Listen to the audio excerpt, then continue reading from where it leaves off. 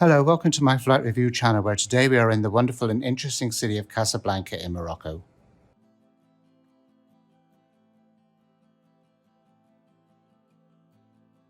I will travel out of Mohammed V International Airport over to Doha in Qatar for this 7-hour flight. Aboard this Royal Air Maroc 787 Dreamliner in their international business class product. This business class has life flight seats and a private pods and an exclusive cabin in the front of the plane. Flying on to the glamorous city of Doha in Qatar to catch another flight on Qatar to LAX. However, that is a separate review on my channel. Flight time today, flying over Northern Africa and the Middle East, is 7 hours. Mohammed V International Airport is quite a busy place with flights to lots of all over the world. I checked in, which was not allowed to be on the film, and headed straight to security to get inside.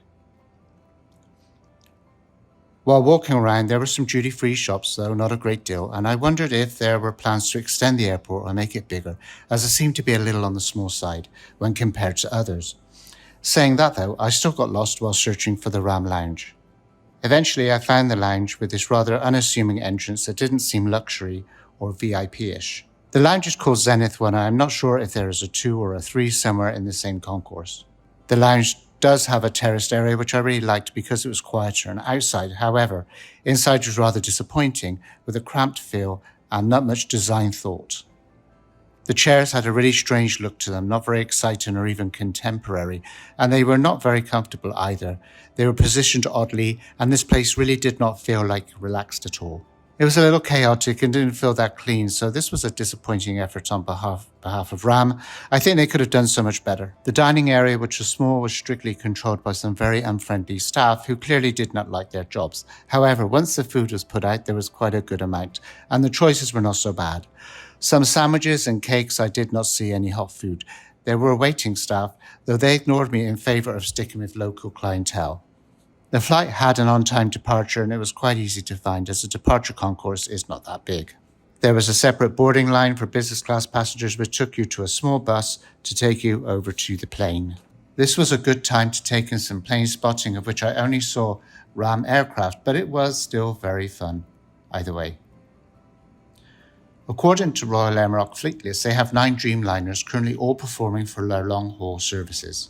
A first glimpse at the inside of this business cabin gives you the light and airy feel to it, with traditional Moroccan art in the interior. The private pods are all in a cream colour and look very much the same as the British Airways new suites. The seat in purple and grey colour scheme looks very nice aesthetically and has a good width to it, plenty of table space and storage, and comes with a pillow for comfort on this 7-hour flight. You can see here there is storage for in-flight magazines and safety cards, which we will look at later. The in-flight entertainment screen size is larger and again the same as British Airways. Legroom is excellent with a small ottoman type thing for the feet to stretch out. The side storage bins are quite large and you could fit a lot into them. There is also a remote control situated inside along with power plugs, a small side table and a magazine holder. You can see here the side storage is quite long, as well as there probably could fit a small backpack inside. The little side table also flips up and is great for putting your passport inside. Underneath the storage bin is the seat controller. The armrest also doubles up as a storage bin, which is very handy and quite deep. You could put shoes inside.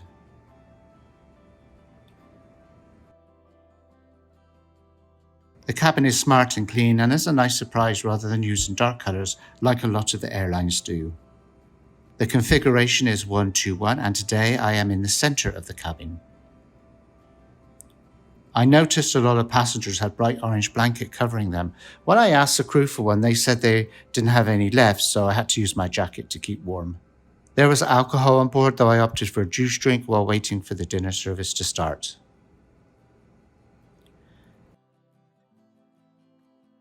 Safety being all important, the information card for the 787 aircraft was easy to read and to understand.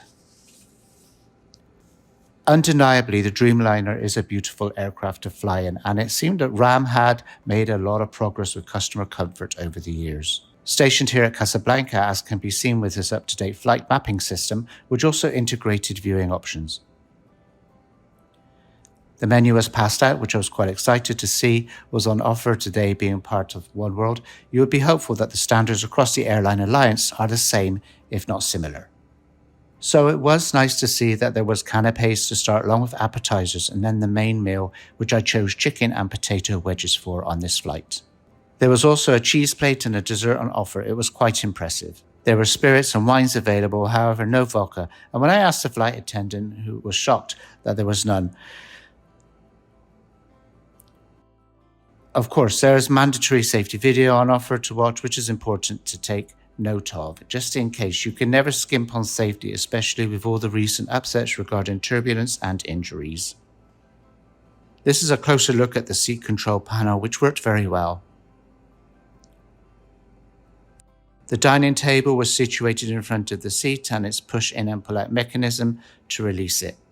It folded out and was a big size again. It is identical to the British Airways one in their new suites. For the meal experience, packets of nuts and olives were given along with a cocktail of choice. As there was no vodka, I opted for gin and orange, which seemed to be the safest bet. The canapes were really good, kind of a mixture of cheese, salmon and some other stuff, which I was unsure of. I think that white round thing is a scallop, but I'm not quite sure.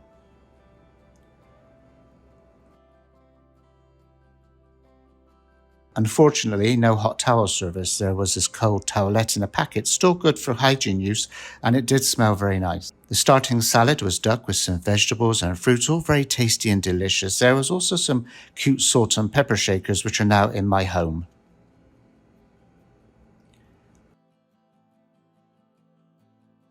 Next up, with this very nice curry-type chicken and potato wedges along with fresh vegetables and bread. I have to say, so far the catering and the service aboard has been very good and exceeded my expectations. Last time I flew RAM, it was in the early 90s and everything about it was quite bad. The cheese plate to follow was divine, however the service stopped there and I really wanted the mousse, so I did ask for it and very reluctantly, with an evil eye, the crewmember gave it to me. The reluctant raspberry mousse, still in all its glory on a plastic container with a green sticker on top. Very economy class. After the surprising meal service, I took a look at the amenity kit, which was in this cute white bag with the Royal Air Maroc emblem on it.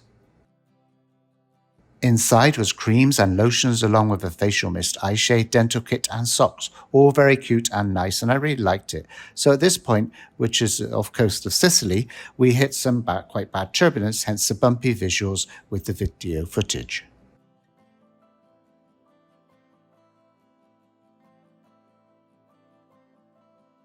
Taking my mind off the turbulence, I took a look at the in-flight entertainment system, which had quite a good choice of movies and TV shows, though not comparable to maybe Emirates or Singapore, which have some very good options.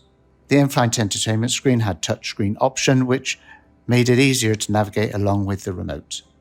The headphones were very comfortable, noise cancelling, and also seemed to have extra ear padding. Putting the seat to lie flat position was quite easy with the seat controller, but there was no mattress pad and no blankets as they had run out. Going flat, the seat extends to a good 6 foot and was quite wide enough to turn around in comfort.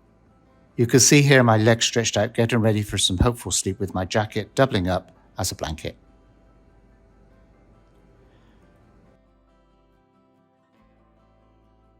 Time for some restful sleep, of which I had about 4 hours of before getting into Doha on time. Before landing, they gave us a little quiche without bread and some good coffee, which was very welcome before arriving.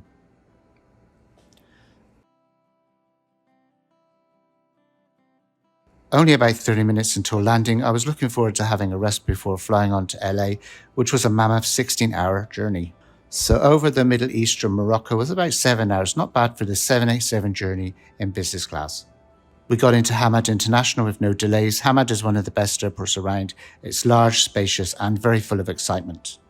I want to take this opportunity to thank you for your support and watching my reviews. Please hit like, subscribe if you want to see more. So this flight on RAM cost me about $1,000 in a combination ticket. Not bad, I guess, plus I did get some points for this trip with oneworld. Thanks so much for watching, and goodbye for now.